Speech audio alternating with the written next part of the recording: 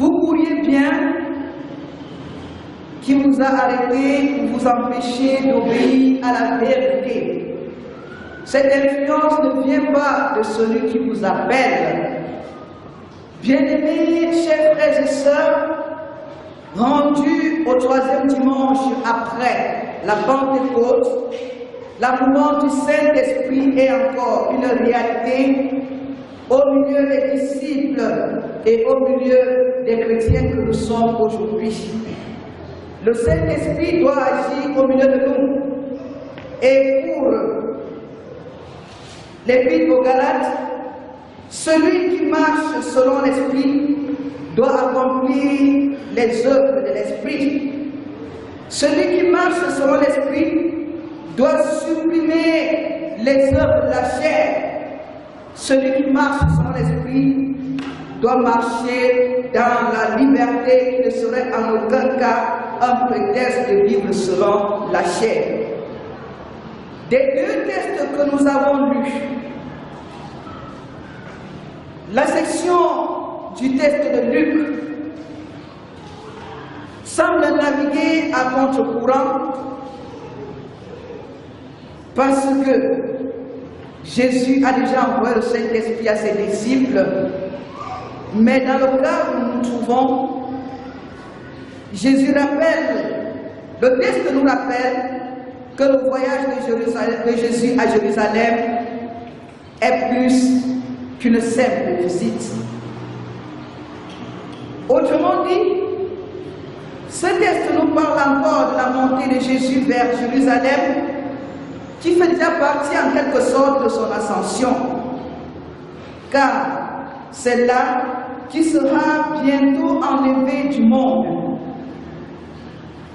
L'expression ferme résolution indique clairement la conviction de Jésus que ce voyage était une partie essentielle de ses obligations envers Dieu.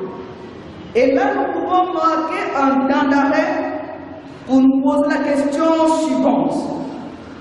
Quelles sont nos obligations envers Dieu? Les connaissons-nous? Si oui, comment? Sinon, pourquoi? Le chemin que Jésus allait parcourir était jalonné d'obstacles pour lui et pour ses disciples. Et nous pouvons convenir à ce moment que même sur le chemin de la gloire se trouvent des épines, se trouvent des embuscades à surmonter pour atteindre le but. Pour réussir, rien ne sera jamais facile, car un adage populaire pouvait dire « rien de bon ne s'est jamais fait dans ce monde sans sacrifice ». Jésus envoya des messagers devant lui dans un village samaritain pour lui préparer un lieu d'hébergement. La route directe pour se rendre de Galilée à Jérusalem passait par la Samarie, mais la plupart des Juifs l'évitaient. Une guerre séculaire opposait les Juifs et les Samaritains. Mais Jésus décida d'emprunter cette route directe, cette route à problème. Ce faisant, il tendait une main amicale à un peuple ennemi. Quelle belle leçon de la vie! Non seulement les Samaritains lui refusèrent l'hospitalité, mais ils le repoussèrent avec mépris sa main tendue. Jacques et Jean furent indignés, estimant sans doute accomplir une œuvre noire en proposant de faire venir le feu du ciel pour rayer ce village samaritain de la carte. Jésus les reprit sévèrement en leur disant ces paroles qui se trouvent dans certains manuscrits. Vous ne savez de quel esprit vous êtes animés, car le Fils de l'homme est venu non pour perdre les hommes, mais pour les sauver. Après avoir essuyé le refus du village samaritain, Jésus rencontra un homme qui lui dit son désir de le suivre partout où il irait. Au lieu de l'accueillir, Jésus l'avertit des conséquences d'une telle décision. Lui n'avait pas de domicile fixe. Et le suivre signifiait partager sa vie et rendre le Fils de l'homme. Il faut peser toutes les conséquences de la vie des disciples avant de s'engager. Car s'engager derrière Jésus n'est pas une œuvre facile. C'est la croix, c'est la souffrance avant la gloire.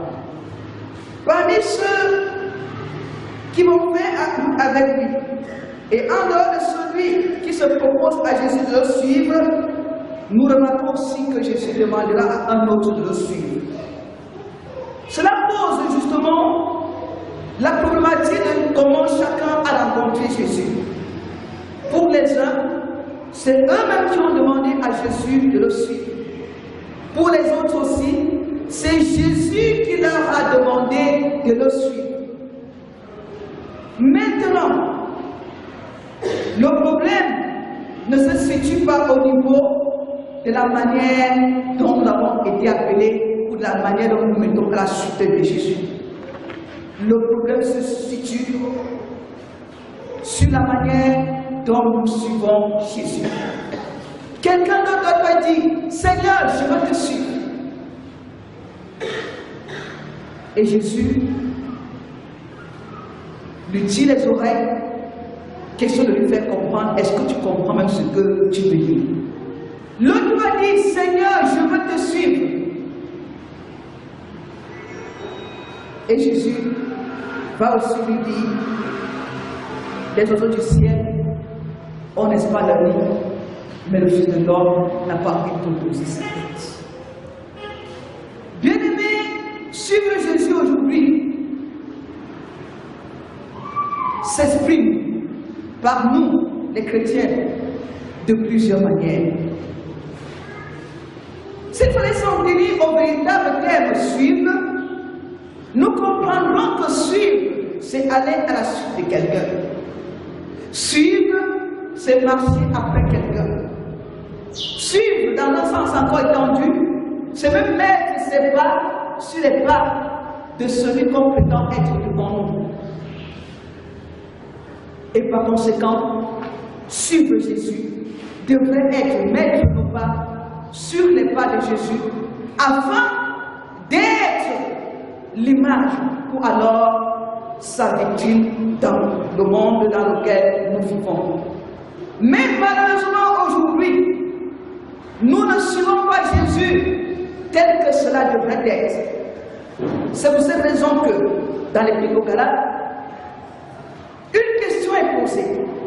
Vous pourriez bien, qui vous a arrêté? Qui vous a arrêté? Vous pourriez bien naturellement, parce que vous avez reçu Jésus dans un contexte naïf, vous avez reçu Jésus étant vraiment simple, vous avez reçu Jésus comme des petits enfants qui découvrent pour la première fois le visage d'un père et avec qui ils peuvent dire avec confiance, papa. Mais en chemin, à cause de tout ce que nous avons rencontré comme vicissitudes, comme difficultés de la vie, il est arrivé que certains ont arrêté leur course. Autrement dit, marcher à la suite de Jésus est devenu impossible. Quoique nous soyons encore présents dans les rangs, pour nous dire, vous pourriez bien, qui vous a arrêté? Qui vous a arrêté? Bien évidemment, aujourd'hui, la chrétienté a changé de visage. Tout le monde est héros, tout le monde est roi, tout le monde est seigneur, tout le monde est président. Il faut suivre un certain X. Il faut suivre un certain Y. Parce que chacun veut s'exprimer. Chacun veut se donner un nom. Chacun veut se donner un titre. Chacun veut exister. Chacun veut s'affirmer. Et c'est la raison pour laquelle on se rend compte que dans nos communautés aujourd'hui, il n'y a plus de respect. Il n'y a plus d'honneur. Il n'y a plus de sérieux. Tout le monde peut devenir maître. il n'y aura plus de maître, il n'y aura plus de serviteur. Tout le monde a un mot à dire. En réalité, dans le processus de marcher à la suite de quelqu'un, il y a un sous-entendu qui voudrait nous donner de comprendre qu'en réalité, une personne donnera des ordres et d'autres suivront. Mais comme je viens de le dire, ça ne sera jamais assez. On se refuse cette réalité-là aujourd'hui. Avec le seul motif de conscience. L'église d'aujourd'hui n'est plus l'église de nos pères où on disait Amen, Amen, Amen, Amen à tout. Et on fait ce qu'un de nos professeurs appelait la théologie de l'oignon. On veut tout enlever, tout enlever, tout enlever, tout enlever, et à la fin, on n'aura rien. Bien aimé, regardez autour de nous. Nous sommes bientôt, n'est-ce pas, au moment des réunions familiales. Que certainement, nous assisterons parce que peut-être enfant, peut-être parce que petit enfant, peut-être parce que père, peut-être parce que mère, mais regardons les réalités qui se passent autour de nous.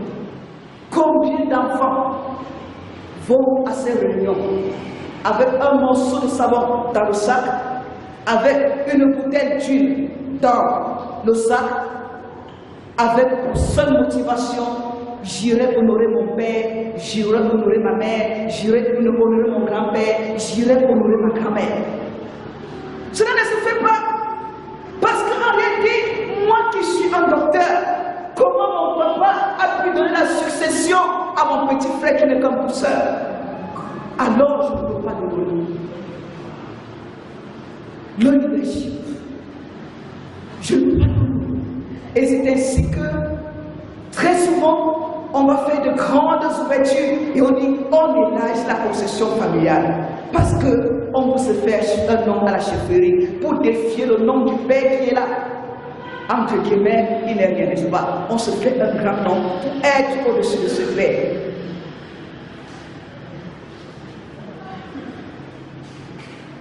Oui, bien aimé, c'est aussi marcher là-dessus, c'est aussi respecter. Et si déjà, même dans nos familles, nous ne pouvons pas respecter l'aîné, nous ne pouvons pas respecter la hiérarchie établie, ce n'est pas à l'église que nous le ferons.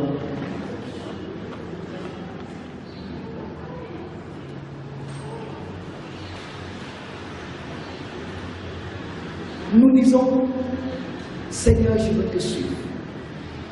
Je veux marcher à ta suite. Je veux faire ce que tu me dis. Nous partons de nos maisons étant naïfs. Nous arrivons dans des temples comme ceci.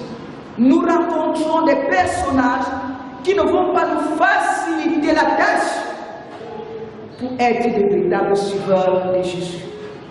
Nous rencontrons des personnes qui nous décourageront. Nous rencontrons des personnes qui nous empêcheront de suivre Christ. Nous rencontrons des personnes qui nous élèveront à leur hiérarchie, à leur niveau. C'est-à-dire, pour ces personnes, elles ont bien dit à Dieu, Seigneur, descends de ton trône et je m'y assois.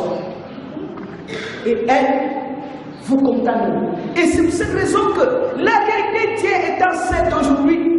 Pour le constater et le demander, vous courriez bien, qui vous a arrêté? Qui vous a arrêté? Vous marchez bien à la suite de Christ. Qu'est-ce qui s'est passé en chemin? Et naturellement, on comprend que certaines personnes s'étaient infiltrées dans la communauté des Galates et imposaient leur philosophie, imposaient leur doctrine, imposaient leur manière de penser. Et ils pensaient que c'est la circoncision, ou bien cela, c'est la vie selon la loi qui est, n'est-ce pas, nécessaire et qui peut mener les hommes au salut. Paul vient dans la dit, ce n'est pas vrai. Et si vous voulez donc marcher selon la loi, exécutez toute la loi. Ne faites pas en partie et laissez l'autre partie. Faites de manière entière. Autrement dit, si tu peux pécher, pêche bien. Si bien que si demain, On vient à donner la couronne de ceux qui pêchent, qu'on t'en donne la meilleure.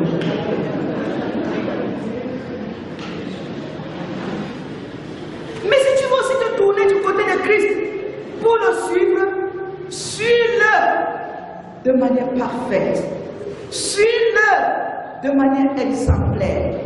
À ce qu'un jour, si le maître de la moisson retourne de tout couronner, qui te donne la meilleure des couronnes. Parce que très souvent, on retrouve des gens à l'église qui se disent, je me bats pour avoir part un jour là-dessus.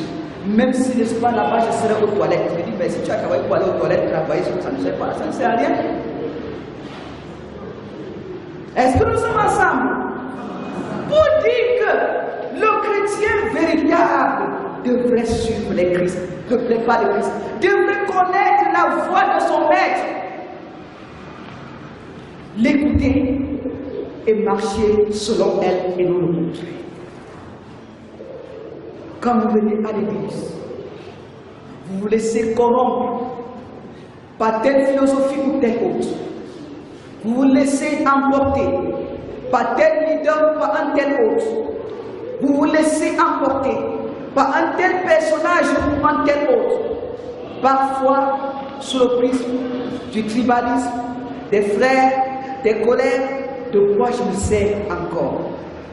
Bien-aimé, suivre Jésus signifie se dépouiller de son moi, se dépouiller de la chair et laisser l'Esprit de Dieu vivre en nous. Cela voudrait dire que lorsque je suis à la suite de Jésus en tant qu'enfant, même s'il arrive que sur le chemin, je sens que la présence de Jésus m'a abandonné, je sens que je ne suis plus suffisamment accompagné. Ce que je dois faire, ce n'est pas de regarder en arrière, c'est de me tenir là où je suis et de dire encore Papa. Je prends l'image d'un enfant qui se lève un matin et dont le père lui dit accompagne-moi. Pas mesure de prudence. Le père dit marche devant moi. Ou alors dit marche derrière moi. L'enfant marche, l'enfant marche, l'enfant marche.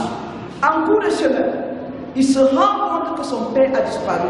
Qu'est-ce qu'il fera? Qu'est-ce qu'il fera? Il doit s'arrêter. Et après s'être arrêté, je vous entends mal. Quelqu'un peut me dire? Oui. Il va se mettre à pleurer. Je préfère cette alternative. Il va se mettre à pleurer. Et la première réaction, ce sera Papa dans les larmes et dans les pleurs. Bien-aimé, voilà ce que c'est que suivre Jésus. Parce que le chemin n'est pas assez facile comme nous l'avons dit. Vous voyez, dans le texte de Luc, on nous fait comprendre que Jésus peut ouvrir le chemin. Mais il prend la route directe. Et sur cette route directe, rien ne sera facile. Il y aura des obstacles, il y aura des pièges, il y aura des embuscades, il y aura des dangers. Bien-aimés, la route que nous avons empruntée en tant que disciples est une route directe. Mais ce n'est pas aussi facile. Sur cette route, nous connaîtrons des moments bons. Sur cette route, nous connaîtrons des moments mauvais. Sur cette route, nous connaîtrons des moments de larmes. Il suffit pour nous de crier à Jésus. Il suffit pour nous d'appeler le Père au secours. Il suffit pour nous de dire Père, où es-tu? Nous marchons ensemble et où es-tu? N'arrêtons pas notre course. Continuons à marcher à la suite de Jésus. Quel que soit ce qui se passe autour de nous, il y aura toujours des personnes qui chercheront à s'imposer à nous. Il y a toujours des personnes qui chercheront à nous détourner. Il y a toujours des personnes qui chercheront à ce que nous fassions la réunion de leurs idéologies. Ce matin, le Seigneur te dit, si tu as l'Esprit de Dieu, marche selon l'Esprit de Dieu. Marche selon l'Esprit de Dieu et tu n'accompliras pas les désirs de la chair. Parce que dans les désirs de la chair, il y a ça qui serait moi, comme je le disais tantôt. C'est-à-dire qu'on cherche toujours à s'élever, à s'élever, à s'élever, à s'élever, à s'élever. Et vous convenez avec moi que si on s'élève et on prend la place de Jésus, Jésus ne pourra plus vivre dans nos vies. Nous ne serons, n'est-ce pas, à sa suite. C'est lui qui nous suit. Et il y a beaucoup de nos frères et sœurs qui ont déjà dit à Jésus, suis-moi. Il y a beaucoup de nos frères et sœurs qui ont déjà dit à Jésus, suis-moi. Parce qu'ils ne supportent pas que Jésus leur dit, voici le chemin à emprunter. Ils ne supportent pas que suivre Jésus sera aussi égal à souffrir. Bien-aimé, il n'y a pas de marche à la suite de Jésus sans croix. Il n'y a pas de marche à la suite de Jésus sans croix. Nous aurons des tentations, nous aurons des difficultés, nous aurons des peines. Dans tout cela, pour nous aider, ne vous arrêtez pas. Et si vous vous arrêtez, il vous demande de réfléchir. Qu'est-ce qui vous a amené à vous arrêter? Est-ce la souffrance? Est-ce la pauvreté? Est-ce la misère? Est-ce les fausses accusations? Est-ce les difficultés de foyer? Est-ce les échecs de toute nature? Qu'est-ce qui vous a arrêté de courir? Bien-aimé, il n'y a pas de marche derrière Jésus sans croix. Je reviens là-dessus. Il n'y a pas de marche après Jésus sans croix. La route est directe, c'est vrai, mais elle est jonchée d'embuscades. On nous racontait l'histoire de 3 chrétiens qui portaient leur croix. Parce qu'ils étaient à la suite de Jésus. Et alors, à cause de la lourdeur de la foi, le premier a trouvé bon de déposer la sienne et de la tailler. À cause de la lourdeur de la foi, le second a trouvé bon de déposer la sienne et de même la porter.